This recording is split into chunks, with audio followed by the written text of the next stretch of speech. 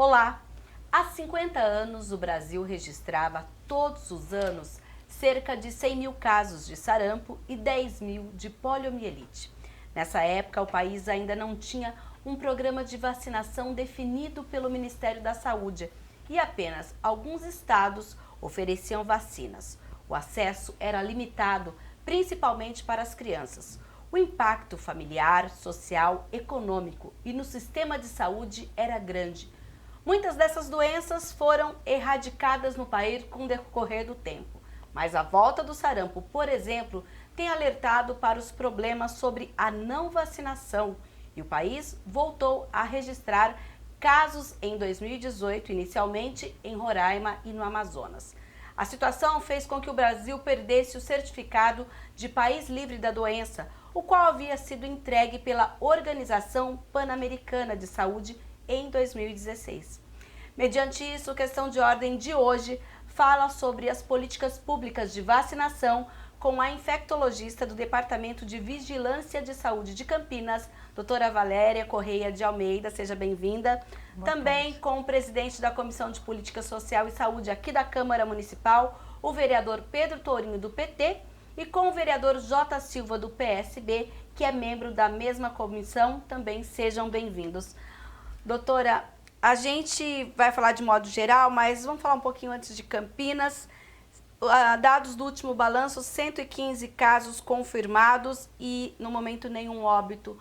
O que atualmente dá para a gente falar sobre a questão do sarampo na nossa cidade? Bom, a gente teve até desde o final do mês de julho, né, quando a gente registrou, primeiro foi um pequeno surto de sarampo numa escola, né, em crianças, a gente confirmou 115 casos até o momento, né. Ainda que seja muito acima do que a gente esperaria ter, eu diria que a gente está dentro de uma expectativa que os casos estão diminuindo, né? A gente está confirmando, são casos que coletaram exames já há algum tempo, porque os resultados dos exames demoram de 20 até 30 dias para ficarem prontos e a gente conseguir confirmar os casos, mas o que a gente tem observado é uma tendência à estagnação de casos novos e provavelmente a gente entre num momento de diminuição dos casos novos. Como você mesmo disse, acho que é importante chamar a atenção de que a gente não teve nenhum óbito, né, confirmado pela doença até o momento. A gente teve um caso grave no começo de uma criança, né, que é uma doença que é muito mais preocupante em crianças pequenas, mas não tivemos nenhum óbito.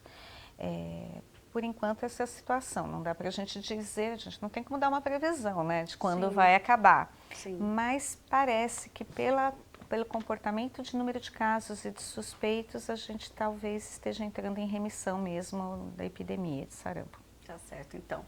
E no início da última semana, no dia 18 de novembro, a gente teve uma segunda etapa da campanha, agora visando um público de 20 a 29 anos.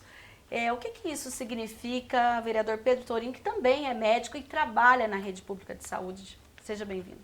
Boa tarde, Mirna. Boa tarde, Valéria, espectadores aí da TV Câmara, J. Silva, meu colega de comissão. Mirna, pelo que eu estou entendendo, acho que a Valéria pode falar dessa parte melhor do que eu, mas essa etapa essa outra etapa, né, dessa campanha busca ampliar a cobertura vacinal em grupos que, pelo que eu estou entendendo, tem uma baixa cobertura, né? Uma cobertura insuficiente, dado que a gente está com o vírus circulando. O sarampo é uma doença que é extremamente contagiosa, ela tem capacidade de se disseminar de forma muito violenta, muito intensa, né? Tem os dados que o pessoal da Infecto nos passa, falam de que cada pessoa com sarampo é capaz de espalhar o vírus, contaminar 18 pessoas, né? Vamos dizer, cada doença tem um índice de infectividade diferente, né? Uma gripe, por exemplo, que é uma doença altamente contagiosa, são 6, né? 6 pessoas, uma coisa assim. Isso. E o sarampo são 18, quer dizer, é uma doença que ela é pelo menos 3 vezes mais infecciosa do que, mais contagiosa, perdão, do que a gripe, que é uma referência para nós nesse sentido. Então a gente tem que ter coberturas vacinais de sarampo superiores a 95% para a gente poder ter uma expectativa de eventuais casos que sejam, vamos dizer, importados, né, para uma população, que eles não se disseminem e não abram novas situações de surto, que foi exatamente a hora em que o nosso sistema de saúde foi testado e infelizmente a nossa cobertura vacinal estava abaixo desses índices E aí a doença começou a se espalhar e a gente começou a ter esse surto, que aqui no Brasil já tem muitos e muitos milhares de pessoas que desenvolveram a doença. A gente ficou com mais de um ano de transmissão sustentada e certamente vai demorar um bocado até que a gente consiga, de fato, se ver livre de novo do sarampo, dada a situação que a gente, precária que a gente se encontrou. Daqui a pouco a gente vai falar com a doutora novamente sobre os motivos, né, que levaram a gente a chegar nesse ponto. Mas antes, seja bem-vindo, vereador J. Silva. E o senhor, como membro da Comissão de Saúde, qual é a sua preocupação quando a gente fala de uma doença erradicada há tanto tempo de volta ao nosso país e também à nossa cidade? Olá, Mirna. Quero abraçar aqui o Pedro Torinho, meu colega de comissão e de Câmara, doutora Valéria. Eu entendo o seguinte, eles são médicos, né? Tem uma fala mais técnica. Eu, como leigo no assunto, eu conversava dias atrás com algumas pessoas, eu já tenho meus 65 anos, e a faixa que está sendo vacinada agora, de 20 a 29 anos, essas pessoas não viveram com o sarampo lá atrás, e nem seus pais. Por isso que eu acho que um dos motivos da volta do sarampo é esse. Mesmo os pais dessas pessoas na faixa de 20 a 29 anos não conviveram como eu convivi na minha época com o sarampo. Meus pais, todo mundo, embora a vacinação era um tanto quanto precária, a organização de tudo isso era muito precária, né? Mas essas pessoas não... Eu acho que a única vacina que todo mundo se preocupa ainda hoje, devido aos seus problemas sérios, é a vacina contra pólio. Mas contra o sarampo, essas pessoas praticamente nem sabiam que existia uma doença chamada sarampo. Pode ter certeza disso. Doutora, a fala é sua, então. Na verdade, como o vereador Jota está falando, a gente começou a ter vacina de sarampo no ano de 1968, que a gente começou a ter. E quem nasceu antes disso, e todo mundo conhece, é só conversar com os pais, os avós que têm essa faixa etária, né? Eles vão contar que quando tinha uma criança com sarampo na família, juntava todo mundo para ficar junto, brincando, para todo mundo pegar sarampo, não é? Não querendo cortar a doutora, veja bem, eu comentava inclusive com os amigos, sarampo, na minha época, era doença de criança. Era doença de criança. Porque se pegava na infância, e uma vez que a pessoa pegava na infância, nunca mais pegava. Mas com tantos riscos, mesmo a senhora falando que a criança geralmente é que mais sofre. Não, então, isso era quando a gente não tinha uma imunoprevenção. Porque era cultura, então, era a cultura disso, e é lógico que tinha aquela criança que pegava e evoluía mal do sarampo. Criança, né? E morria por causa de sarampo, né? A gente tem que lembrar que as vacinas foram um dos maiores avanços da medicina e a introdução dela em vacinar populações grandes, né, como foi feita no Brasil a partir de 1974, que a gente tem o Programa Nacional de Imunização, elas diminuíram a mortalidade infantil drasticamente, né? Então, muitos pegavam, mas muitos também morriam, né? Então, ela é uma doença grave mesmo em criança, só que tinha essa cultura. Quem sobreviveu consegue contar, né? Que fala assim, todo mundo juntava. Ninguém lembra da criança que morreu, lembra que pegou e não teve nada, né? Lembra dos vencedores. Né? Lembra dos vencedores. Ninguém vai lembrar, infelizmente, da parte triste da história. Mas essa população, né, então acima de 60 anos, uma grande maioria já vacinou. E a partir daí começou a introduzir a vacina de sarampo. Foi uma das primeiras que introduziu a partir dos anos 68, por aí, 69, 70, as crianças começaram a vacinar de sarampo. Ocorre que todas as estratégias de vacinação, elas vão sendo introduzidas e elas vão sendo avaliadas e vão ocorrendo vários estudos, né, a respeito da eficácia ou não da vacinação. Né? Então, a gente começou com uma vacina que era dada com 9 meses de idade, depois dessa vacina foi visto que só ela não era suficiente para proteger, então começou a fazer uma vacina com mais de 1 ano de idade, porque não tinha vacina para crianças acima de 1 ano, até que produziram uma vacina, foi desenvolvida a tecnologia de uma vacina para acima de 1 ano de idade, então aí as crianças passaram a vacinar com 9 meses e com 1 ano, aí os estudos começaram a mostrar que essas 2 doses não estavam adiantando e precisava de 2 doses acima de 1 ano. Por que eu estou contando isso? Porque, na verdade, essa população de 20 a 29 anos é uma população que uma grande parte dela tomou apenas uma dose de vacina após 1 ano, porque a segunda dose foi introduzida em 2005. Então, muitas pessoas Tem vacina de sarampo, mas tem uma dose só. E a gente sabe hoje que nessa faixa etária é importante que tenham 2 doses da vacina após 1 ano de idade. Né? Então, o objetivo é que vacinar essa população de 20 a 29 anos com 2 doses. Mas eu queria chamar a atenção aqui uma coisa. O dia D é uma estratégia nacional. Né, que a gente adere à estratégia nacional. Vai ser 30 de novembro. Mas o município de Campinas já está chamando toda a população para atualizar a carteira de vacinação nessa faixa etária maior e menor e crianças desde agosto, final de julho, começo de agosto. Tem um outro porém, uma faixa etária um pouco maior, a pessoa já saiu de casa, constituiu família e deixou a carteirinha lá com os pais. E aquela carteirinha ficou guardada em algum canto. Perdida. Não sabe onde está. E agora, essa pessoa não sabe se tomou ou não a vacina. O que fazer, doutora? Bom, primeira coisa a gente sempre pede, né? Liga para a mãe. Mãe, cadê a minha carteira de vacinação? Ah, não tenho, perdeu? Vai na unidade básica.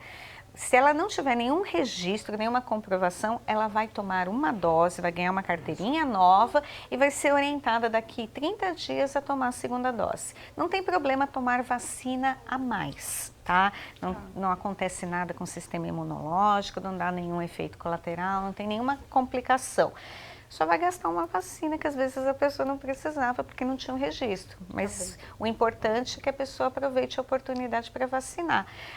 A gente está vacinando em todas as unidades básicas durante a semana, né? E no dia D a gente vai ter vacinação em 10 unidades básicas. Certo, o vereador já falou da questão da morte, e que essa população acha que está muito distante essa possibilidade. Eu queria que o senhor falasse um pouquinho, no caso específico do sarampo, o que é essa evolução que pode levar a criança ou até o adulto mesmo à morte? Olha, o sarampo é uma doença que pode ter várias formas de se manifestar, né? Então a gente tem casos que são casos mais leves, casos, enfim, discretos e que a pessoa não tem uma sintomatologia tão forte, e tem casos, por exemplo, que evoluem com acometimento pulmonar. Então né? Não são só aquelas pintinhas no corpo. Não. A gente tem uma miríade de manifestações que podem acontecer. Eu mesmo, na verdade, eu nunca atendi um caso de sarampo na minha vida como médico. É curioso isso, né? Eu sou formado há 13 anos. O estado de São Paulo teve uma epidemia em 1997 de adultos jovens com sarampo. Foi onde eu vi sarampo pela primeira vez. Foi em 1997. Veja que interessante, né? Como se trata de uma doença que tem uma ampla história de vacinação, um controle. Nós fomos até 2016 um país livre do sarampo. Então, na verdade, tem um outro componente que é complicado, que a maior parte dos médicos que estão hoje nas redes trabalhando não sabem nem identificar sarampo. Não vi o sarampo. Eu nunca vi sarampo na minha vida, porque realmente quando eu era estudante... O diagnóstico fica mais difícil. Muito mais. O sarampo pode passar na minha frente e eu não identificar que é sarampo, achar que é uma virose qualquer, que é um outro quadro. Lógico que tem características que são mais marcantes, mas o fato é que os médicos estão habituados a fazer os diagnósticos daquilo que eles veem com mais frequência. Sim. Então, é um problema, inclusive, nesse sentido, porque não pega só a população descoberta do ponto de vista de cobertura vacinal, mas pega também o sistema despreparado para fazer o diagnóstico, para fazer o manejo, para fazer todo o cuidado. Então, o que a gente costuma ver, e a Valéria pode me corrigir se eu estiver errado, são os quadros que evoluem com acometimento pulmonar, né, as pneumonias aí que são ocasionadas pelo sarampo evoluindo com situações que levam ao óbito. Né, de novo é isso, eu nunca vi esse tipo de caso, mas agora os óbitos que a gente tem visto, né, eu vi recentemente aqui na região, acho que teve algum, não sei se na RMC, mas eu vi que em Limeira teve uma bebê de 10 meses que faleceu e que inclusive era vacinada, porque tem um percentual pequeno das pessoas que são vacinadas que não vão desenvolver a proteção satisfatória, né, por isso inclusive também que tem que ter a cobertura muito alta, porque sempre lá de cada 20 pessoas, cada 100 pessoas, 1 ou 2 não vão desenvolver a imunidade adequada, né? E aí, o que eu entendi é que essa criança desenvolveu um quadro de pneumonia. Os relatos que eu escutei, conversando com pessoas mais velhas sobre sarampo, semana passada, inclusive, conversando com uma pessoa que liderança de conselho de saúde e tudo mais, ela me contou, apesar de já terem se passado 55 anos desse ocorrido, me contou com lágrimas nos olhos uma história triste, no interior de Minas Gerais, né, de quando o sarampo pegou os 3 filhos daquela pessoa. E aí o terceiro dos filhos dela que contraiu a doença acabou falecendo. né? E um caso muito frequente. O sarampo, ele tem uma característica que ele é uma doença que quando acomete criança, principalmente a criança, tem uma queda no sistema imunológico muito forte, drástica, e acaba complicando muito com infecções bacterianas graves, né?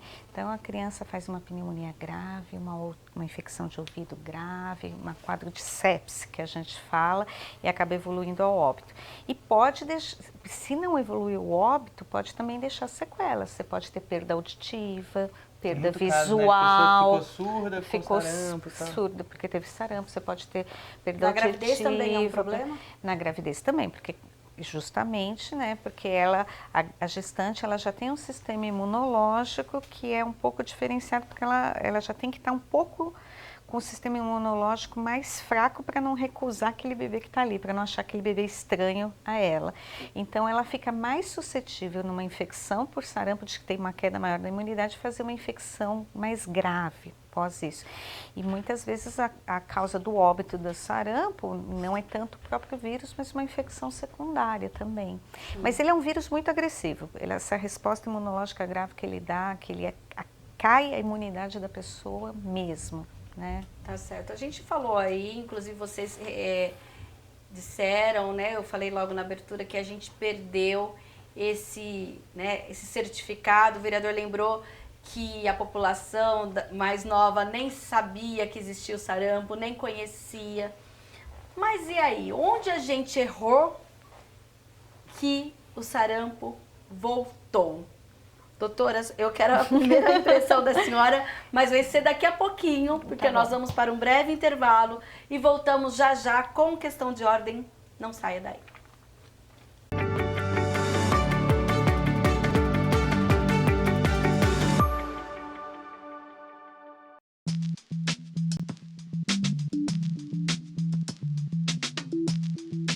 Quem tem piercing e tatuagem pode doar sangue?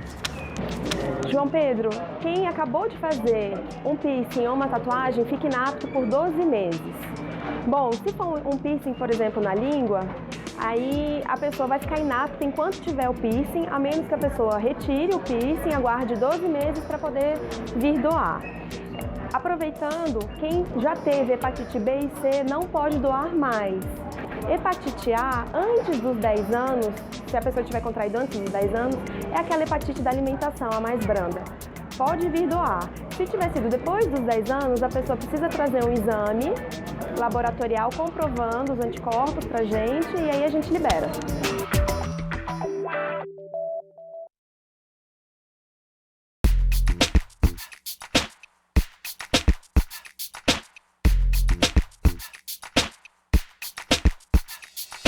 O uso consciente da energia também é fundamental, principalmente nós temos aqueles horários de pico tradicionais, quando as pessoas chegam do trabalho. Então, o uso racional da energia elétrica também está muito associado à questão do uso racional da água. É muito importante que a gente tenha isso como medida, além da própria economia para o próprio cidadão.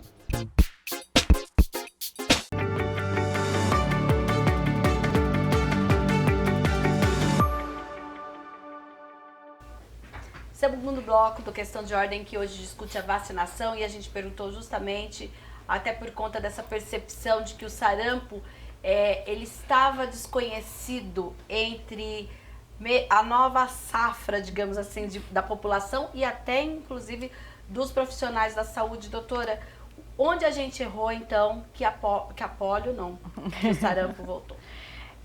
Eu não acho que a gente errou. Eu acho que, bom, para ter acontecido isso, não é um fator só que justifica, né? Porque a gente tem vacinação, né? O que está acontecendo? Eu acho que a reemergência do sarampo é um fator, é multifatorial, né? Então, o que a gente tem? Primeiro, para essa doença que é extremamente infectante, como o Dr. Pedro falou, você precisa ter que as pessoas estejam protegidas e vacinadas, porque se elas estiverem vacinadas, ele não vai entrar na população, ele não vai se propagar, né? Se você entra em contato, o vírus entra em contato com uma pessoa vacinada, aquela pessoa não pega, né? Se todo mundo tiver vacinado, ninguém pega. Então, não passa um para o outro, correto? Sim. Então, isso é uma coisa, é a cobertura vacinal. As pessoas têm que estarem vacinadas, né? Tem que estar com a imunização em dia. Então, eu digo que o principal fato realmente seria uma baixa cobertura vacinal. Aí a gente tem que ver por que está ocorrendo baixa cobertura vacinal. Porque a gente está falando do sarampo, mas essa baixa cobertura tem sido registrada, por exemplo, também nas campanhas da polio. Sim. Contra a polio. Por quê? Então a gente tem que avaliar por que a população já não procura tanto vacinar como era uma coisa tão de rotina como na década de 70, na década de 80, na década de 90. Então, quais são os motivos? Por que não estão vacinando? E aí a gente tem muitos motivos, né? A gente tem desde desinformação em relação à importância da vacinação. Você tem pessoas que não acreditam que a vacina funcione. Você tem pessoas que têm medo da vacinação. Você tem pessoas que acreditam que a vacina vai causar doença, né, em vez de causar proteção, né? Muitas dessas informações, dessas desinformações são propagadas por o que eu diria até que é a praga do mundo moderno, que são as fake news, né? São propagadas desta forma.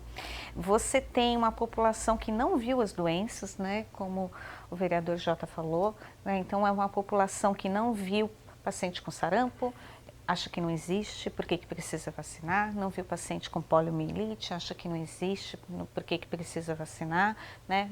Não só para essas doenças, mas para as outras, igual eu estava conversando com o Dr. Pedro sobre a AIDS também, pessoas que não viram, então acham que não existe mais a doença, né?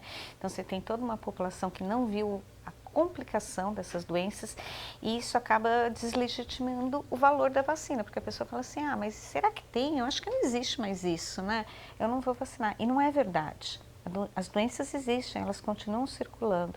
Reintroduziu o sarampo no Brasil porque a gente está tendo surto, vinha tendo surto de sarampo em Nova York, em vários estados dos Estados Unidos, a gente teve na Europa, na Itália, 3, 4 anos atrás. É legal colocar, né, diferentemente da varíola, que é uma doença que foi erradicada do mundo como um todo, né, que foi um caso até o momento único de erradicação da circulação em seres humanos, pólio, sarampo, todas as doenças que estão no nosso calendário de vacinação, todas elas estão circulando ativamente em algum lugar do mundo. Em algum Se lugar não está do tendo mundo, aqui, mas em algum lugar tem. Em algum lugar do mundo está tendo. E se você não tem uma população totalmente, pelo menos 95% protegida, esse vírus introduz e vai circular ali naquela população que não está protegida ou quem tomou a vacina e a vacina não funcionou, porque a gente vacina as pessoas, mas 1 a 2% das pessoas a vacina não produz o efeito protetor, né?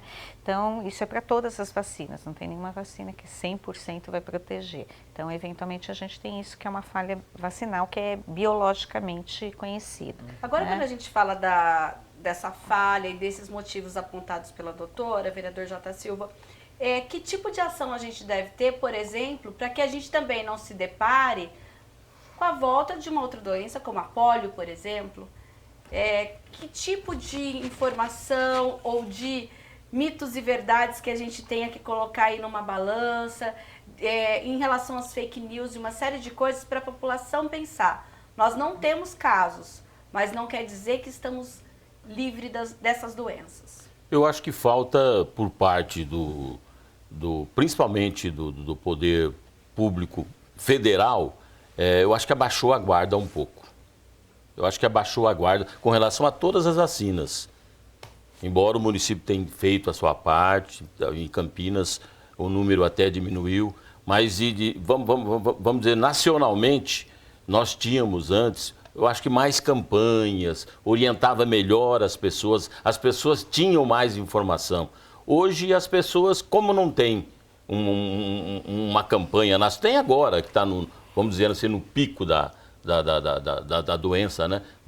da vacinação, mas as pessoas precisam de mais informação para poder se conscientizar. A gente tinha, inclusive, eu era bem pequena, mas lembro que a campanha do Zé Gotinha era um atrativo. Hoje parece que ela é tão inexpressiva. Nós tivemos, na época da AIDS, por exemplo, uma campanha nacional espetacular, que conscientizou muita gente. Não se viu mais.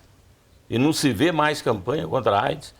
De repente a coisa pode estar voltando, você nem sabe. Acho que isso que o Jota está falando diz respeito, Mirna, a uma questão mais ampla, né, do SUS, de uma crise até da compreensão tanto dos agentes públicos quanto da população sobre o que o SUS representa em termos de avanço, o que o SUS representou em termos de conquistas para a saúde pública brasileira, para o aumento da expectativa de vida, da qualidade, a melhora da qualidade de vida da população. Né? Então, por exemplo, o Jota falou do âmbito federal. Eu acho que em Campinas nós temos problemas, por exemplo, a falta de pessoal nas unidades básicas de saúde faz com que a gente tenha uma redução da hora de abertura das salas de vacina. Né? No primeiro ano de vida de uma criança, são 9 visitas ao centro de saúde para poder vacinar. 9. São 9 vacinas obrigatórias. Não é 9 vacinas, são 9 vezes que você que o pai e a mãe tem que levar o filho para vacinar. Tá. É vez pra caramba. A cada 2 meses, 1 mês, 3 meses, você tem que ir lá, seu filho toma vacina. Eu falo isso, eu sou pai de 2 crianças pequenas, estou vivendo isso. Aí você chega no centro de saúde, na hora que você consegue encaixar para levar seu filho para tomar a vacina. Você chega no centro de saúde e está fechado a sala de vacina, e, por exemplo, no centro de saúde onde eu vacino meu filho, fecha para o almoço a sala de vacina. Não estou dizendo que não possa ter os horários de almoço e tudo mais, mas fecha para o almoço, que é uma hora que muitos pais é a hora que eles podem levar os filhos. Para dar um exemplo, já cheguei, trombei lá e tive que me virar para levar de novo. Só 2 horas agora. Como eu sou muito preocupado com isso, levei. Mas tem muitos pais e mães que vão acabar deixando furar. Isso eu ia falar, eu acabei esquecendo, mas isso também, né? A gente está com um calendário vacinal, que é as vacinas que as crianças tomam, bem complexo, tá? Enquanto no auge do crescimento do PNI, década de 70 e 80, a gente tinha difteria, tétano, coqueluche, sarampo e pólio para vacinar só, acho que não tinha mais nada. Agora a gente tem um leque que acho que tem umas 15 vacinas diferentes. Então ficou muito complexo a carteira de vacinação até para os pais conseguirem acompanhar, né? Ela virou um livro, um tratado. E outra coisa é isso, né? A vida das pessoas mudou drasticamente. As pessoas não têm mais aquele emprego que acaba às 5 horas da tarde. Pai e mãe Agora, trabalhando. Os pais, mãe trabalha até às 18, 19, tem que pegar, o trânsito dificulta, perde mais tempo. E a questão de que muitas crianças eram vacinadas na escola, essa metodologia ajudava ou não? Era mais vacinada em campanha, não eram todas as vacinas que eram feitas, era mais ou menos como a gente faz campanha. Quando tipo, tem tem alguma epidemia, doença, aí aproveitava a oportunidade e vacinava nas escolas. O que agora a gente tem uma lei municipal que vai exigir que as escolas cobrem toda a carteira de vacinação de todas as crianças, né, para estar em dia, né, para garantir isso. Mas essa dificuldade de horário mesmo e da questão das unidades, né, que a gente tinha unidades que vacinavam o dia inteiro, ficavam abertas o dia inteiro, e agora a gente sofre um pouco com essa restrição, né? Sim, a gente está falando aqui de uma cobertura e também desse método. O que a gente poderia hoje pensar em um melhor acesso da população à rede, né, e em especial às salas de vacinação de cada unidade básica? Eu acho, Mirna, que tem a questão de reposição dos trabalhadores que foram se aposentando. Por exemplo, ano passado, a Secretaria Municipal de Saúde perdeu aproximadamente 600 profissionais, né? E nos anos anteriores foi mais ou menos parecido. E só agora, após vários anos, a gente vai ter um concurso cuja previsão não é de reposição sequer próxima da integralidade dessas perdas. Então, nós tivemos, por exemplo, redução do horário de funcionamento de muitas unidades, né? Feito o Jota falou, o investimento tanto do âmbito municipal quanto federal em publicidade para fins de educação e saúde, indiscutivelmente caiu. Né? Feito você falou, o Zé Gotinha, tinha campanha. Eu cresci também com o Zé Gotinha, a gente está ali na mesma geração, eu lembro direitinho quando falava, o dia e tal. Ficava batendo na Rede Globo, em horário nobre, sabe? E agora isso é muito mais frágil, assim, é muito menos presente. Então são vários fatores, eu acho, que operam nesse sentido de dificultar a adesão. Mas eu acho que do ponto de vista municipal, o principal fator é estruturar o acesso dos usuários, fazer fluxos que facilitem o acesso, oferecer profissionais em quantidade e com treinamento adequado para poder atender gente numa quantidade suficiente. A gente teve várias situações em que as nossas redes ficaram muito tensionadas, né? E como a rede de Campinas é uma baita rede, uma rede que tem uma quantidade grande de profissionais, bem treinados, com anos de experiência, a nossa rede deu conta, por exemplo, a situação da febre amarela. Né? Campinas brilhou no enfrentamento à questão da febre amarela aqui, porque nós começamos a ter as epizootias aqui, os casos, né, de febre amarela em animais e tal. Chegamos a ter uns casos lá em Souza, acho que foi 1 ou 2 casos, né? Um caso em humano. Um caso em humano, mas aí a cidade já tinha se antecipado. Mas antes do caso humano, a gente viu o caso de epizootia, né, dos macacos já que morreram em todo mundo. Souza, a despeito da indicação do Estado que falou para não vacinar. A gente foi lá e bancou a vacinação. E aí, Campinas? ninguém... Tivemos um caso de febre amarela em ser humano, né, que por sorte não evoluiu super bem. Todas as vacinas aqui da cidade vêm do Estado, vêm do governo federal, como funciona? Tudo vem do governo federal, Ok. tá? É o Programa Nacional de Imunização, que é a nível nacional, que faz a aquisição das vacinas e a distribuição, primeiro para os estados e os estados distribuem para o município. Inclusive, por conta disso, nós estamos com falta de vacinas há muitos meses, de algumas vacinas importantíssimas, e daqui a pouco, se não resolver isso, nós vamos voltar a ter casos, por exemplo, de difteria, que é outra coisa que eu nunca vi na vida e que eu estou preocupadíssimo. Não sei se a Valéria Eu não vi concorda também difteria. Nunca viu, né? Não, porque, por mas exemplo, realmente nós estamos sem pentavalente. Meu filho, eu tenho um filho de 6 meses. Inclusive, vários requerimentos aqui É. na Câmara sobre isso. Meu filho tem 6 meses, nenhuma das doses de pentavalente ele pôde tomar no centro de saúde. Eu fiquei arrasado de, pela primeira vez, não poder completar o calendário de vacinação do meu filho na unidade básica de saúde. Doutora, Entendeu? a gente tá Então, tem uma falando falta, que é do governo federal. Então, tem uma população que tem uma condição de até uma clínica de vacinação e fazer, por exemplo, essa de pentavalente, vamos supor. Mas a maior parte não tem essa condição. E uma outra questão, além da falta dessas vacinas, como fica a situação, até para a gente dar aqui uma orientação à população, eu vou falar de um caso, né, do posto Integração, que ele está em reforma. Que é onde eu trabalho. O senhor trabalha lá. E o senhor sabe que a geladeira de lá, por exemplo, nesse momento, não tem geladeira. Então, não tem vacina. Sem geladeira. Essa população de lá, que usa o Centro de Saúde Integração, ela pode falar, olha, estou com a carteirinha, ir a outro centro de saúde? Pode que orientação a senhora dá? Pode e deve, né? Tanto que a nossa orientação é que quando não tem vacina num posto, que a pessoa pode procurar outro posto. Acontecem essas eventualidades, né? Quebra a geladeira de vacina e às vezes a gente até fica impressionada a quantidade de vezes que quebra. Mas quebra porque tem oscilação de temperatura, de energia na rede elétrica, né? E elas são muito frágeis, né? Sim. Porque elas são câmeras de vacina, mas elas não são geladeira. Um outro perto da sua casa ou qualquer outro na cidade? Qualquer outro na cidade, não Às precisa vezes é mais ser perto do trabalho. Pode ser mais perto do trabalho. Leva a carteirinha. Leva a carteirinha e fala, ó, eu sou de tal posto lá, não tem vacina, eu vim vacinar aqui. Pode ir. Deve, inclusive. Deve. Essa parte, viu, Mirna? As equipes daqui da cidade, elas têm uma bagagem muito bem construída. São equipes excelentes, na minha opinião. Né? E se chegar no posto, estiver aberto e tiver a vacina lá, eles não vão perder a chance de vacinar. Até porque existe também um sistema que é online, que as pessoas vão alimentando e tudo mais. Tem, né, os centros de saúde fazem o espelho do cartão, então eles conseguem acompanhar. Isso que eu ia perguntar, inclusive, a respeito da questão que parece que está havendo algumas mudanças no SUS e para fazer esse novo cartão também, porque antes parece que o sistema antigo era um sistema início 8 que valia para Campinas e agora... do Cartão Nacional de Saúde. Eu queria que a senhora falasse, inclusive, dessa questão.